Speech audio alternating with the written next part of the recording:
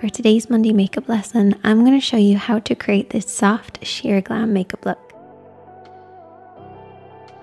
A few weeks ago, I showed you how to create a very similar look using more rosy blushed tones for more of the cooler skin tone. And then this week, we're going to be focusing more on the warmer skin tone and potentially even an olive skin tone as well.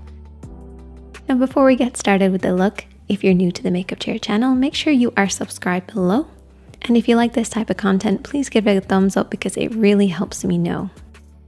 So to start off this look, I've already applied my face primer and also my eyeshadow primer as well. So we are prepped and ready to go. But before we start applying any makeup, I want to briefly run through the type of shades that we're going to be using today. So we're staying in a golden base. So a lot of golden, bronzy tones. Our eyeshadows, our blushes, and also our liners and lipsticks. So I'm kind of keeping it in those beigey golden tones to work really well for those warmer skin tones. Pretty much the opposite to what we did last time, where we used more of those pinky tones. We're going to focus more on the golden tones, and definitely let me know which category you fit into. So I'm going to start off with the eyes. I'm going to start off with this shade, which is sort of like a yellowy, greeny, beigey tone. I'm going to apply that with a small brush. This is the E01, one of my favorites. And this shade is about one shade darker than my skin tone, or at least the tan that's on my body but not on my face. And we're going to apply this starting first in the crease of the eye. And then blending it down onto the lid. Now a little technique that I like to do is to keep swapping over and back with a clean blending brush. So I use one for applying and then one for blending. So I'm going to be using the E13 by Blank Canvas Cosmetics to softly blend out any harsh lines and to create that soft kind of smoky effect.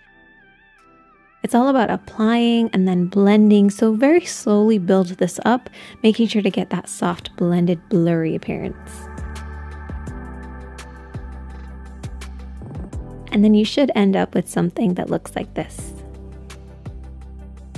Now for under the eye, if you're new to the Makeup Chair channel, this is what we like to do. We like to take our little brush and we like to squash it down, even though it's a little tricky with very long nails. We want to apply the shadow underneath the eyes using this technique of fanning out the brush to get really close to those lashes. Or alternatively, you could just use a small pencil brush. I then go in with my blending brush and just very softly sweep this around the area. There's nothing on this brush, it's actually just there for blending. Now our next shade is very similar to the first one, but this time it has a shimmer. You want to use something with like a reflective sheen to it. That's really important for this look. And all I'm going to use is my fingertips to apply this, starting at the lash line and then blending up across the lid. Do not blend it up too far. Keep it low on the lid. And I very lightly apply this just in the center underneath the eyes as well, but that's totally optional. Now eyeliner. So I didn't want to just go for a black smudge liner. I actually wanted to go for more of a bronzy one.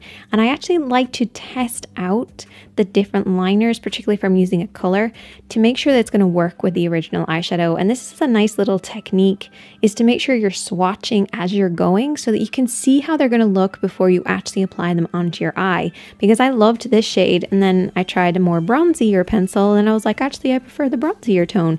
So I'm going to apply this on the lash line and then just use my fingertips to smudge it out. Alternatively, you can use a brush if you don't feel comfortable using your fingertips, but I love that kind of undone, messy blur that you get with your fingertips.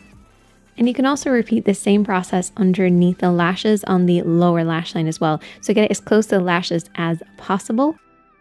And then on the waterline, I'm going to brighten the eyes a little bit and I'm going to be using a nude color. Don't use a white, particularly if you have a warmer skin tone.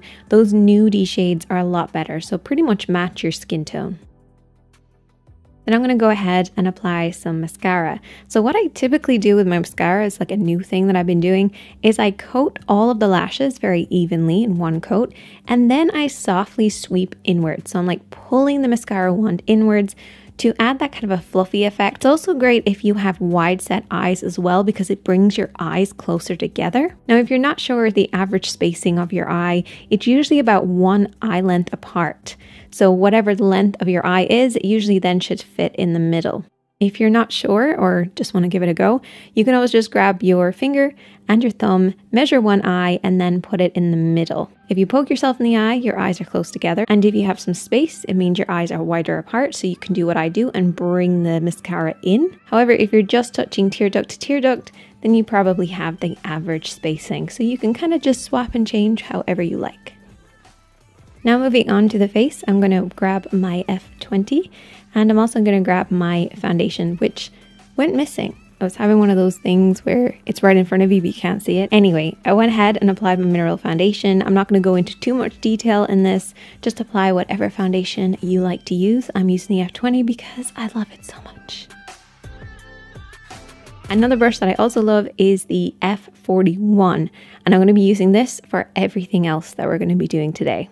So I'm first of all going to take a matte shade that has a cooler or more of a gray undertone. I'm going to be using this to contour my face, and what I do is I take a very small amount and I work this into the hollows of the cheeks. And a really good idea is to keep moving your face around to see where the natural contour is and then just simply emphasize it.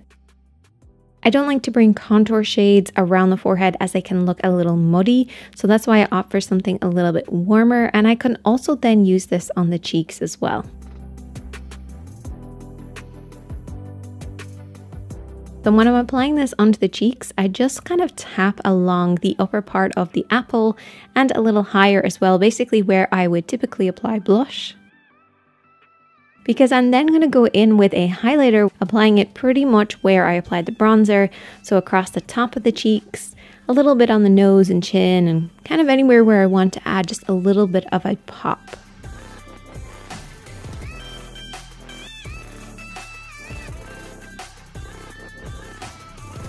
And I'm going to go ahead and apply some lashes. I'm going to be amazing if they just popped on, just like that. It'd be magical.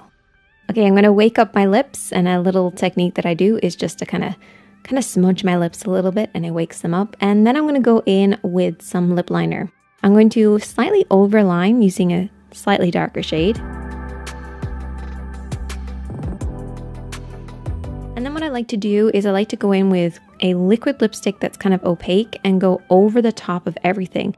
And because we have that darker lip liner there, it kind of just makes everything blend a little bit more, so the overlining isn't as obvious. And that is the finished look. If you enjoyed this one, please hit that like button because it really helps me out. Definitely let me know what other looks you'd like to see. I really wanted to start off with the warm and the cool, but let me know what else you'd like to see.